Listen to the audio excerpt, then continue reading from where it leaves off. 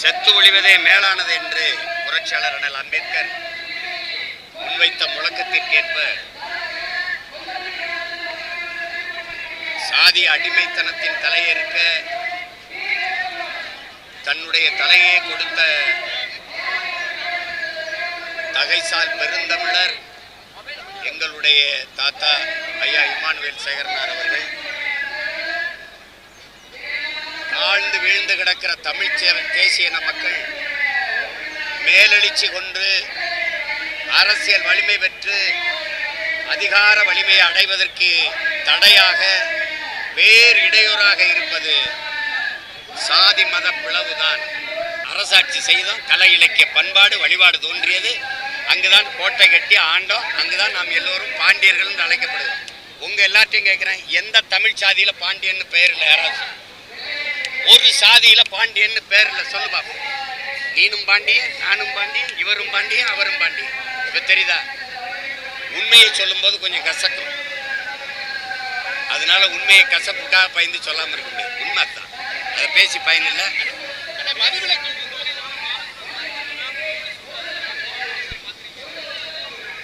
என்னுடைய கோட்பாடு இந்தியா ஒரு தேசமே இல்லைங்கிறது. மொழிவெளி தேசிய இனங்கள் வழியே மாநிலங்கள் பிரிக்கப்பட்டது. அவரவர் மொழி, அவருடைய கலை இலக்கிய பண்பாடு வழிபாடு, அவர்களுடைய தொன்று தொட்ட வேளாண்மை, இதெல்லாம் காப்பாற்றப்படணும். எனக்கு இதுவரை இருந்த கல்விக் கொள்கையை நீ வகுத்து கொடுத்தியா? இல்லை உன் கல்விக் கொள்கையில ஒரு சிறப்பு சொல்லு. 8 வயசுல கல்வியிலேயே முதலிடத்தில் இருக்கிற, உலகத்தில் முதலில் இருக்கிற தென்கொரியா 8 வயசுல பிள்ளைய ஒன்னாப் சேர்க்குது. நீ 8 வயசுல பொது தேர்வு எழுத சொல்ற. 10ஆப்பு 12ஆப்புல என் பிள்ளைய தோல்வியை தாங்காம செத்து போகுது. நீ 8ஆப்புல ஒரு தடவை வருது, 5ஆப்புல ஒரு தடவை. கொள்கையில் கொண்டாடு, எல்லாம் ஒண்ணு. காவிரியில நதியை தண்ணி என் தரமா இருக்குது, அதுக்கு பதில் இருக்கா? ஒரே கல்வி கொள்கை, ஒரே நாடு, ஒரே ரேஷன் கார்டு.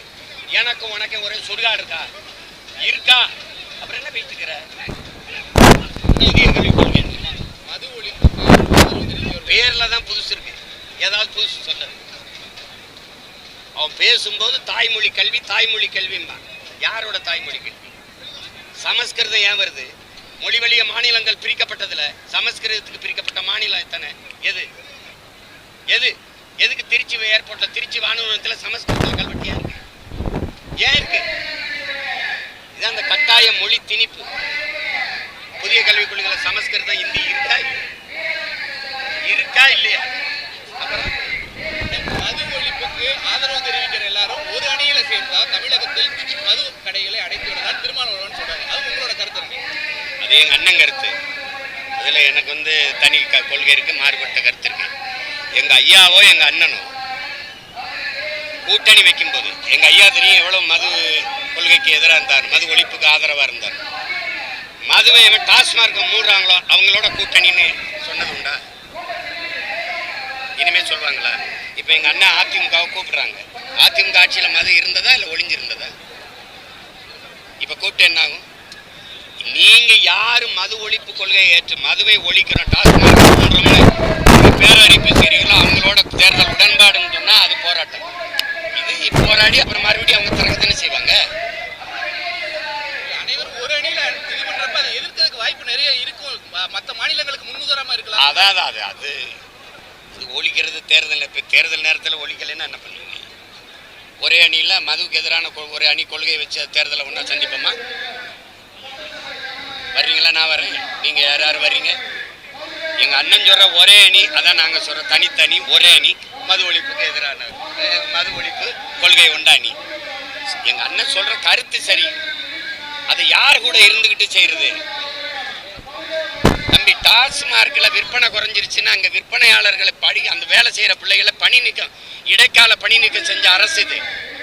தம்பி, நீங்க என்ன ஐஸ்கிரீம் விற்கல, குடிநீர் விற்கிறீங்களா, கீரை காய்கறி விற்கிறீங்களா? கூட 2 தெருவுக்கு போய் விற்கிறதுக்கு என்ன உனக்கு பிரச்சனைன்னு கேட்க, கடையில உட்கார்ந்து விற்கிறவன் வியாபாரம் குறைஞ்சிட்டு நீ எப்படி இடைக்கால நீக்கம் செய்வ? நீ எதுக்கு சஸ்பெண்ட் பண்ற? நீ அவனை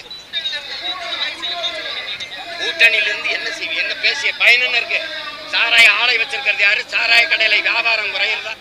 மாநாடு மாவட்ட ஆட்சியர் உட்கார்ந்து அந்த விற்பனையாளர்களை மேலாளர்களை கூப்பிட்டு ஆய்வு செய்யறது யாரு? எந்த ஆட்சி? அப்ப அந்த ஆட்சியோட இருந்துகிட்டு அந்த ஆட்சி ஒரு ஓட்டுனாலும் எங்க அண்ணன் திமுக வாங்கி கொடுத்த ஓட்டு இந்த மதுக்கு ஆதரவான ஓட்டு தானே. வட மாவட்டத்துல வெற்றி இவ்வளவு வெற்றியை தொட்டதுக்கு விடுதலை சிறுத்தைகள் காரணமா இல்லையா? காரணமா இல்லையா? பொதுவா அழைப்பு யார் யார் போறாங்க? அப்ப பாரதிய ஜனதா வருதா? அதுல வருதா? எங்களுக்கு ஏற்புடையதல்ல. பொதுவா எல்லாரும் வாங்கினா யார் வருது? திமுக கூட்டணி இருக்க இடதுசாரிகள், மதிமுக, இஸ்லாமிய அமைப்புகள்லாம் வருதா? அதுல வருதா? அதுதான் இவ்வளவு நேரம் பேசுகிறேன். நீ மறுபடியும் கேட்கிற அதிமுக ஆட்சியில மது இருந்ததா இல்லையா? டாஸ்மார்க் இருந்ததா இல்லையா? நாளைக்கு அதிமுக ஆட்சிக்கு வந்தா டாஸ்மார்க் இருக்குமா இருக்காது? அப்புறம் அதை கூப்பிட்டு போராடி தம்பி என்னது மீனவர் பிரச்சனை பத்தி நீங்க நிறைய பேசிட்டீங்க, நிறைய அழுத்தங்கள்லாம் கொடுத்தீங்க. ஆனா தொடர்ச்சியா இன்னைக்கு கூட ஒரு 6 மீனவர்ல சிங்கள கடற்படையோட படகு மோதி நடுக்கல தத்தல். எங்க தாத்தா நினைவிடத்திலிருந்து கேட்கிறேன். ஒரே ஒரு 5 ஆண்டு எனக்கு வாய்ப்பு கொடு. என் மீனவனை தொட்டான்னு வச்சுக்கேன், காலையில நான் பதவி விலகிட்டு கீழே இறங்கிடுறேன். ஒரே ஒரு வாய்ப்பு கொடு. அவனுக்கு தெரியும் தம்பி, கேரளாவிலிருந்து மீனவர்கள் எல்லை தாண்டி போய் மீன் பிடிக்கிறார்களா இல்லையா? யாராவது பதில் சொல்லுங்க. ஆமாவா இல்லையா? பிடிக்கிறாங்க. ஏன் அவனை தொடல? ஏன் அவன் படகு பறிக்கல? ஏன் அவன் வலையை கிழிக்கல? ஏன் அவனை சிறைப்படுத்த முடியல? கேட்க ஆள் இருக்கு, எனக்கு ஆள் இல்லை. நான் நாதியற்று நிற்கிறேன். ஒரே ஒரு தடவை என் தலைவன் வந்து ஆயுதத்தோட அந்த களத்தில் நிற்கும் போது மீனவன் சிறைபிடிக்கப்பட்டானா? படகு பறிக்கப்பட்டுச்சா? ஏலம் விடப்பட்டுச்சா? அப்ப இந்த நாட்டு குடிமக்களையும் பாதுகாத்து நின்னவன் எங்க தலைவன்கிறது நீங்க மறந்துடக்கூடாது. அப்ப அந்த மாதிரி ஒருத்தன் என் சொந்தங்களை தொடுறான், சிறைப்படுத்துறாங்கிற கோபம் இருக்கிற ஒருத்தன் ஏறி சகோதரர் பேசுறத நான் ஒத்துக்கிறேன். உணர்ச்சி வசமா பேசுறதுனால உணர்ச்சி இருக்கிற இளைஞர்கள், உணர்ச்சி இருக்கிற தமிழர்கள் எங்கூட வர்றாங்க. உங்களுக்கு புரியுது? இனச்சாவை சகித்து கொண்டவன் வந்து அவங்க போட்டு போடுறான். இப்ப காங்கிரஸுக்கு 10 இடம் ஏன் கொடுத்தது திமுக? காவிரியில் தண்ணி தராதுக்கா? கச்சத்தீவை மீட்காதுக்கா? கொத்தா என்னன்னு செத்து போது கொண்டு குவிச்சுட்டு வேடிக்கை பார்த்ததுக்கா? எதுக்கு பரிசு? அவர் சொல்றதே ஏற்கனவே வரல. காங்கிரஸ் பிஜேபி என் மண்ணுக்கு தேவை. இப்ப கேட்கிறாரு தம்பி, மீனவனை கை செஞ்சு அவரும் நானும் ஒரு ரத்தம்ங்கிறனால துடிக்கிறோம். இதுல ஏன் பாரதிய ஜனதா நிலைப்பாடு இல்ல காங்கிரஸ் நிலைப்பாடு? உன் நாட்டு குடிமக்களை தினம் கைது பண்ணி உள்ள போடுறான். என் படகை வாங்கி போய் எடுத்து அரசுடைமையாக்கி ஏலம் போடுறான். நீ அவனுக்கு போர்க்கப்பலை பரிசு கொடுக்குறிய? என்னை நல்லா சிறைப்படுத்து, நல்லா சுட்டுக்கொள்ளுன்னு அவனுக்கு ராணுவ வீரனுக்கு தர மேம்பாட்டு பயிற்சி கொடுக்குறிய? சொந்த நாட்டு மக்களை கொள்ற ராணுவத்துக்கு அவனா பயிற்சி கொடுப்பானா? அப்புறம் இதை கேட்க வேண்டிய கட்சிகள், ஆட்சிகள் நீங்க 2 பேர் தானே. எதுக்கு எனக்கு? என் மொழிக்கு நிற்பியா? என் மொழிக்கு, என் நிலத்துக்கு, என் வளத்திற்கு, என் உரிமைக்கு, என் வீட்டு இளவுக்கு அந்தழுவியா? அப்புறம் என் வாழ்க்கையை பத்தி கவலைப்படாது. நீ என் வாக்கு கேட்டதுக்கு வெக்கம் இல்லாம வர்ற இந்த கட்சிகள் எதுக்குன்னு சொல்லு. ஒரு காரணம் இதுக்காக காங்கிரஸ் தமிழ்நாட்டுக்கு வேணும், இந்த ஒரு காரணத்துக்காக பிஜேபி வேணும். ஒரே ஒரு காரணம் சொல்லு. நான் பிஜேபியில் சேர்ந்தேன், காங்கிரஸ்ல சேர்ந்தேன். ஒரு காரணம் சொல்லு. சுதந்திரம் வாங்கி கொடுத்தவங்க யாருக்கு சுதந்திரம்? உங்க வீட்டுக்கு, அந்த நாட்டுக்கு. யாருக்கு சுதந்திரம்? இன்னைக்கு சுதந்திரம் அதானி அம்பானிக்கு பயன்படுதா? அடித்தட்டில் இருக்க ஏழை எளிய மக்கள் எங்களுக்கு பயன்படுதா? யாருக்கு பயன்படுது? இப்ப இந்த அரசை மக்கள்கிட்ட ஒழுங்குபடுத்தி வணங்கிட்டு போங்கன்னு சொல்றது தானே காவலர்கள். நடிச்சா அங்கு சாலை அப்படியே படம் எடுக்கிறதுக்கு இதுக்கு எதுக்கு கண்காணிக்கிறாங்களே? இதான் காவல் கண்காணிப்பு.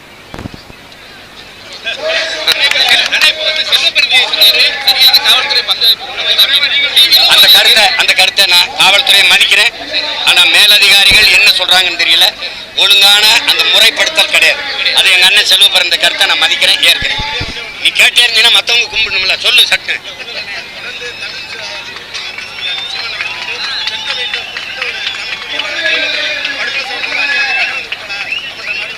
எந்த இடத்துல எங்க படுகொலை?